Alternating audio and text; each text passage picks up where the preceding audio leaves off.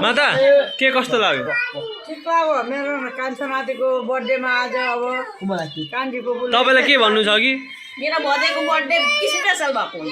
तपाईलाई के भन्नु थियो कि मेरो प्यारो कान्छो छोराको बर्थडे राम्रो भयो होइन कान्छी नन्दाले केक लिएर आउनु भयो होइन राम्रो भयो रमाइलो भयो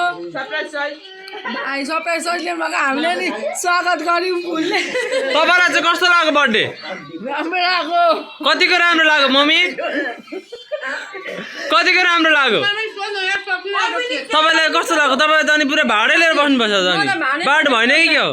होइन सबै कान्छी भएर हो त्यही त यहाँ हेर्नु त भाडै लिएर बस्नुपर्छ है